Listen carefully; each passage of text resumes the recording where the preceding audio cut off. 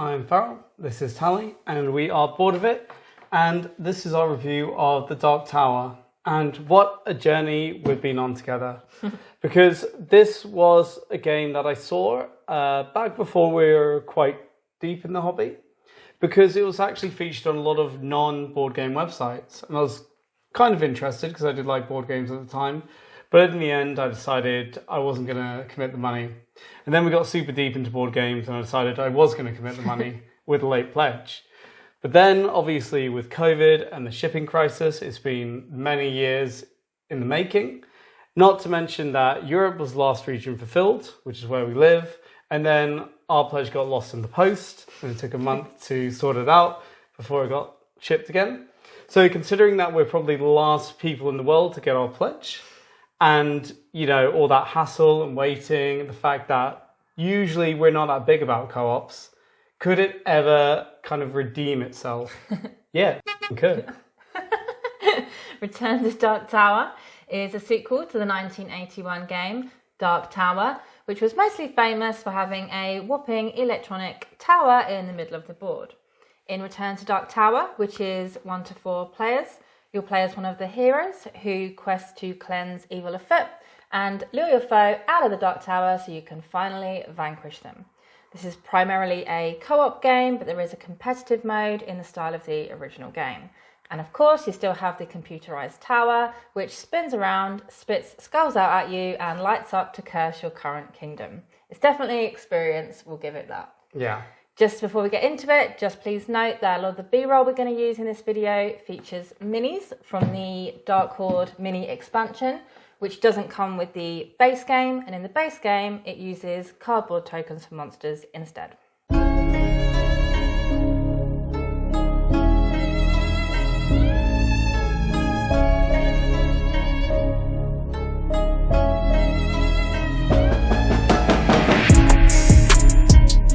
You'll begin by picking which hero you want to play as, and each of these heroes has unique abilities. Now, some of the game is run through a very slick companion app, and this generally takes care of the tower. It's what you use to fight monsters or explore dungeons. Now, it also does help you set up the game, as the cooperative version of the game has about 11 or so scenarios, and you'll just pick which one you want to play in the app. Then you'll pick which monsters you want to fight in the game, as well as which final boss you want. Or you could even just randomize them.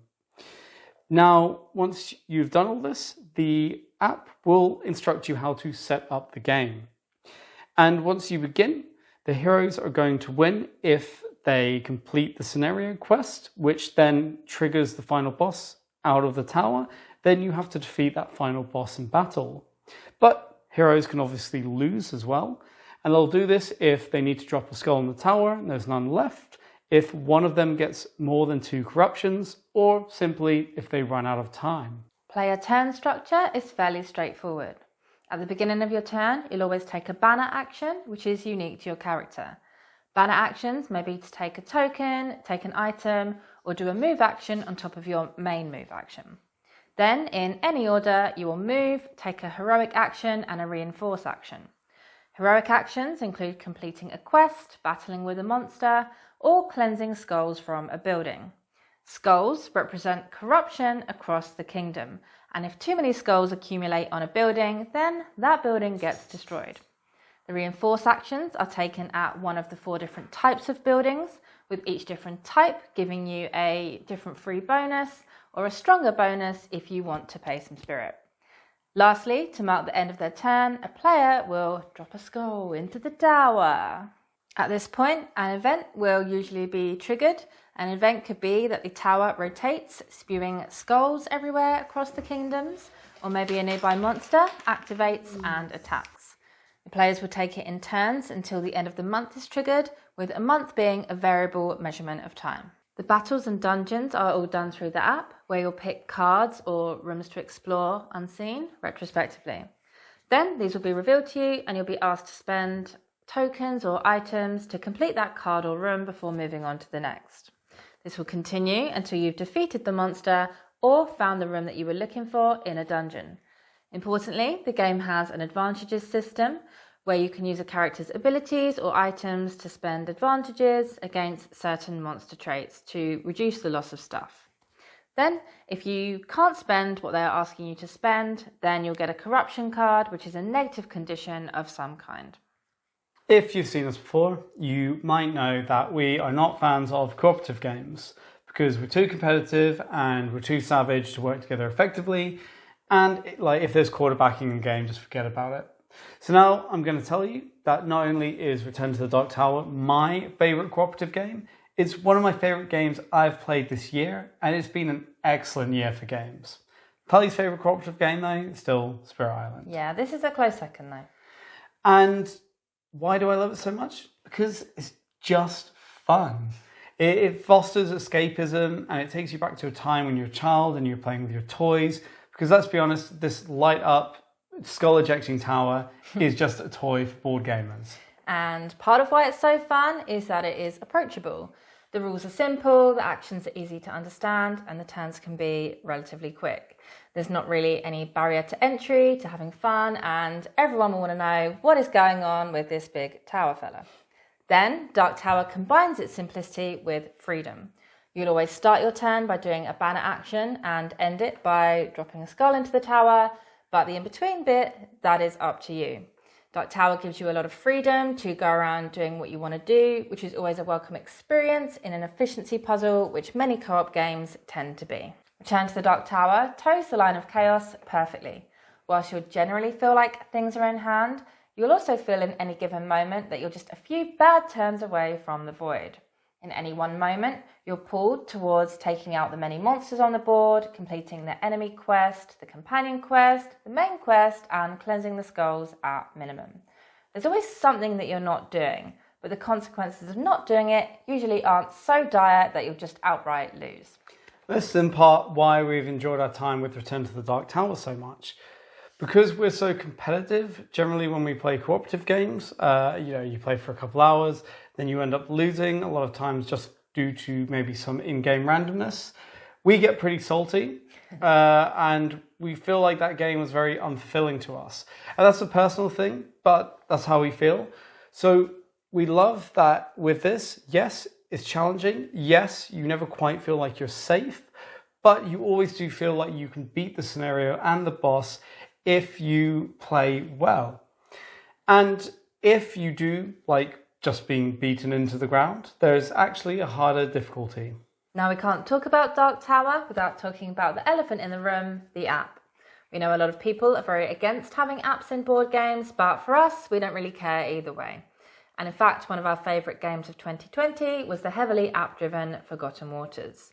Here, we find the app to be super well done and pretty stylish and intuitive and actually pretty snazzy when compared with other apps in the world of board games. For us, it's more of a handy tool rather than an encroachment on the experience, so it is a welcome addition, although it would have been nice if it had some voice work. That said, I personally found the game more fun and I was more engaged with the story when I was the one in control of the app. So if you feel like me, you'll either have to pass the device around every turn or one of the players' experiences may suffer. Yeah, and just speaking of the app, I think it's a really inspired idea to reduce the combat to an almost card game. I really like the way the cards fly across the screen and shift when you select them. It really reminds me of the excitement of being in a casino. And I also think it's a really novel way to kind of reduce the, I guess you could say, annoyance towards random luck. Because rather than you being annoyed at the game, you're kind of like, oh, I just picked the wrong card. If only I picked a different one. And in general, the advantages system as well, when it comes to combat and going through these dungeons on the app, it's a really interesting system. And it's also kind of exciting because it is gambling in a way. Because often you only have a few to spend. And you always have that thing of, do you spend them at the start? And then, hope you can make it through towards the end? Or do you wait and take the hits now and then hope you can, save yourself from a much worse card later on? But then you also feel like a mug if you end with spare advantages, right? Yeah. So it's tough. Muggins. But it's a really good and fun system. Now we're just going to talk about two quick things, the competitive version of the game and the Alliances expansion. Now, the competitive mode was introduced to make it more in line with the original Dark Tower, and in this you're all competing to be the first to complete 3 quests, which will then allow you to enter the Dark Tower, and then you have to be the first player to complete the dungeon. Now, while this is fun enough, it also feels a bit empty, and in short, this is because they decrease the difficulty, because obviously you couldn't have this random difficulty kind of killing off players left and right, because then you wouldn't be able to have a competitive game. But when you take away this kind of spinning plates aspect of having to be on the edge and balance different things, it also removes a lot of the interesting decisions. It becomes very by the numbers. I'm going to get a gear. I'm going to go here because I can. There's no, you're doing things as quickly as possible. It's kind of like an efficiency puzzle. And the game's quite simple without the spinning plates. So yeah, it just gets a bit less interesting. Yeah, and the Alliances expansion adds 2 new characters and some more mechanisms, all of which make the game more difficult.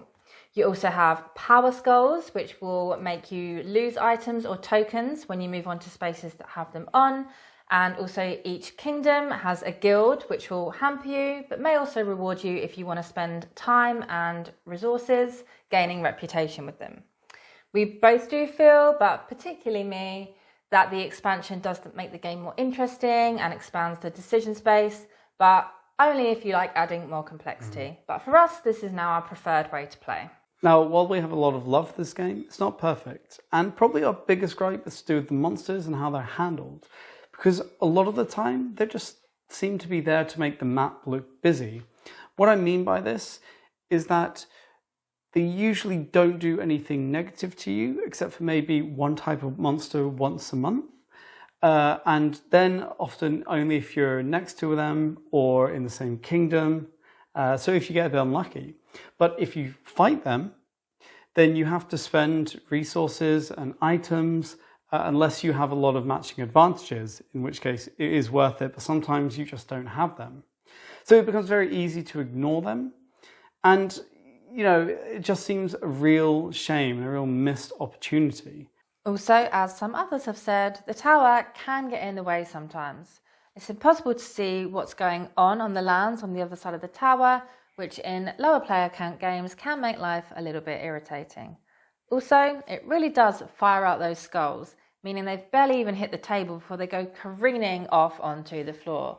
Definitely think you're going to need the 2 spare skulls that the game shipped with if this carries on. Lastly, we'd just like to say that we wish that there was more information available on how the monsters and the boss and the heroes and the scenario interact together.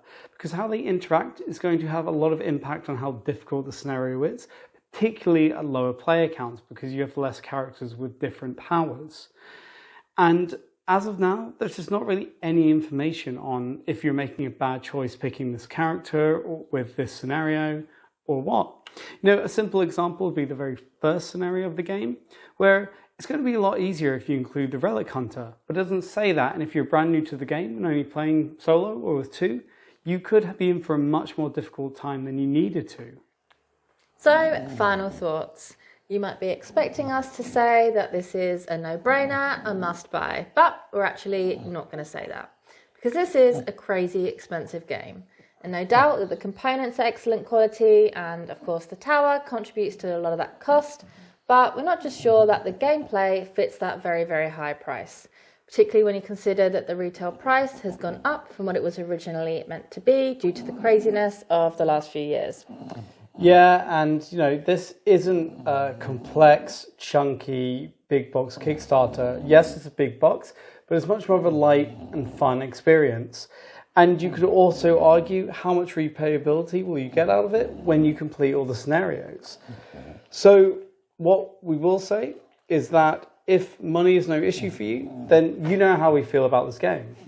And there's a second printing Kickstarter coming, I think, just within a few days. So you can check it out there. But if money is an issue, then you'd be better off spending your money on, a mechanically excellent co-op that costs a third of the price, like Spirit Island, and trying to play this at maybe a convention or a board game cafe. So that was our review of Dark Tower, a game we have really enjoyed. And thank you for watching. Yeah. We hope it was helpful. Please ask us any questions about the expansions or anything. You're right, Meg.